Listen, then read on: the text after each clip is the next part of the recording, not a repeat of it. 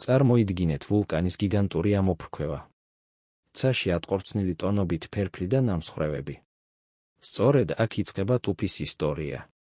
ტუფი არ არის უბრალო ქვა, ის ცეცხლოვანი წვიმის შედეგია, რომელიც დროთა განმავლობაში მყარკლდედ იქცა. დღეს ჩვენ გავიგებთ, რატომ არის ეს ქანი ასეთი განსაკუთრებული გეოლოგიისთვის და მშენებლობისთვის. ტუფი მაგმური ქანია, რომელიც ვულკანური ფერფლის, ლაპილებისა და სხვა ნამსხვრევების დალექვისა და გამკვრივების შედეგად ყალიბდება. ამ პროცესს ლითიფიკაცია ჰქვია. წარმოიდგინეთ, რომ ცხელი ფერფლი გროვდება, ერთმანეთს ეწებება და ათასწლეულების მანძილზე მყარდება. ვინაიდან ის ფერფლისგან შედგება, ტუფი საკმაოდ მსუბუქი და ფოროვანია, რაც მას ადვილად დასამუშავებელს ხდის.